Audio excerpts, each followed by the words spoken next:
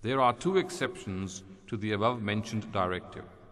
First, if it is no longer possible to keep a marriage intact according to the limits set by God, and the family elders and the society also support the annulment, but a husband is unwilling to divorce his wife simply because he is concerned about losing wealth, property, or other gifts he has given his wife, then the issue can be resolved in the following manner.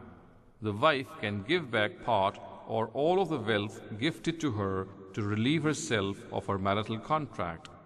In such cases, it would be lawful for the husband to accept these returned gifts.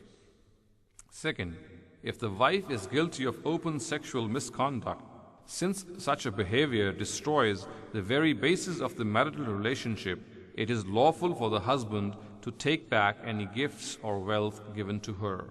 The Quran says, وَلَا يَحِلُّ لَكُمْ أَن تَأْخُذُوا مِمَّا آتَيْتُمُوهُنَّ شَيْئًا إِلَّا أَن يَخَافَا أَن لَا يُقِيمَا حُدُودَ اللَّهِ فَإِنْ خِفْتُمْ أَن لَا يُقِيمَا حُدُودَ اللَّهِ فَلَا جُنَاحَ عَلَيْهِمَا فِيمَا افْتَدَتْ بِهِ تِلْكَ حُدُودُ اللَّهِ فَلَا تَعْتَدُوهَا وَمَنْ يَتَعَدَّ حُدُودَ اللَّهِ فَأُولَٰئِكَ هُمُ الظَّالِمُونَ. And it is unlawful for you on this occasion to take back from them anything you have given them, unless both husband and wife fear that they may not be able to keep within the bounds set by God. Then, if you also feel that they will not be able to remain within the bounds set by God, there shall be no offense for either of them regarding the gifts given by the husband if the wife seeks divorce by returning them to him in ransom. These are the bounds set by God, so do not transgress them. And you should know that those who transgress the bounds of God are wrongdoers. Surah number 2, verse 229. At another place, the Quran says, وَلَا تَعْدُلُوهُنَّ لِتَذْهَبُوا بِبَعْضِ مَا آتَيْتُمُوهُنَّ إِلَّا أَن يَأْتِينَ بِفَاحِشَةٍ مُبَيِّنَةٍ. Continuing from another place, وَإِنْ أَرَدْتُمُ اسْتِبْدَالَ زَوْجٍ مَكَانَ زَوْجٍ وَآتَيْتُمْ إِحْدَاهُنَّ قِنْطَارًا فَلَا تَأْخُذُوا مِنْهُ شَيْئًا أَتَأْخُذُونَهُ بُهْتَانًا وَإِثْمًا مُبِينًا وَكَيْفَ تَأْخُذُونَهُ وَقَدْ أَفْضَىٰ بَعْضُكُمْ إِلَىٰ بَعْضٍ وَأَخَذْنَا مِنْكُمْ مِيثَاقًا غَلِيظًا. And do not treat them with harshness, that you may take away what you have given them, except where they have been guilty of open lewdness. And if you decide to take one wife in place of another, even if you had given the latter a whole treasure of wealth, take not the least bit of it back. Would you take it by slander and usurping her rights? And how can you take it when you have lain with each other, and at the time of marriage they have taken from you a solemn covenant? Surah number 4, verses 19 and 21. For this second situation, a person has been warned not to dare take back by slander any wealth gifted to his wife. Imam Amin Hasan Islahi writes, "It is absolutely against the decency and integrity of a person to slander and accuse a lady with whom he had pledged to live forever under a firm marriage contract. It was she who had unveiled herself totally to him, and both lived intimately and in great harmony with each other. How unseemly it is on the part of the husband that when relations had to be severed with her, he should try to extract from her what he so willingly spent on her, and should go as far as to malign and accuse her for this base purpose." Amin Hasan Islahi, Tadabbur-e-Quran, Volume 1, page 271. Secondly, the husband shall not be responsible to give the dower if the wife is divorced such that the husband has not touched her, or her dower had not been fixed. However, if the dower had been fixed, but a lady was divorced before having sexual relations with the husband, then the husband is liable to pay half the amount of the dower, except if the wife willingly forgoes the total amount, or the husband pays the full amount.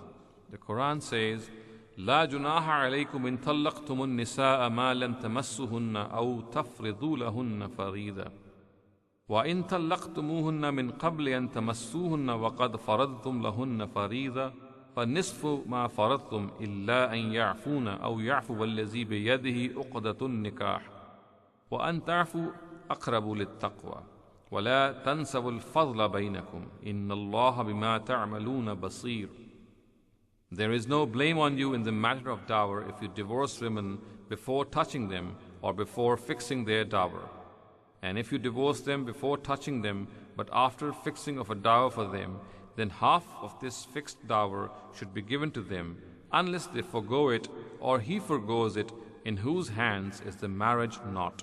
And if you men forego your right, it is nearer to piety. And do not forget your superiority among yourselves, for God sees well all that you do. Surah number 2, verses 236 and 237.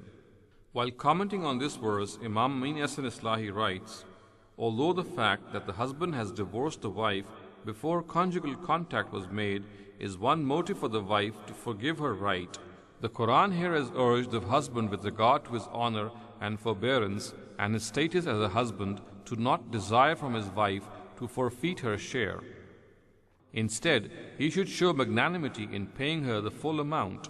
The Quran has appealed to him on 3 grounds to make this sacrifice. Firstly, the Almighty has given him the right to untie the marital knot just as he had the right to tie it. Secondly, it is more befitting for the stronger sex to show sacrifice and selflessness, which are the manifestations of true piety. Thirdly, the one degree of superiority a husband has been blessed with by being made the head of the family unit, since he was naturally suited for this task, requires that he take into account this aspect while dealing with the weaker sex. Its natural requirement is that he should be on the giving end rather being on the receiving end. Thirdly, a wife at the time of parting should be given some resources of life. The Quran says that this is an obligation of those who fear God and those who are righteous.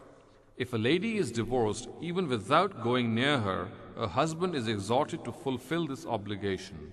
The Quran says, وَلِلْمُطَلَّقَاتِ مَتَاعٌ بِالْمَعْرُوفِ حَقًّا عَلَى الْمُتَّقِينَ. And divorced women should also be given some resources according to the norms of the society when they are sent off. This is an obligation on those who are faithful to God.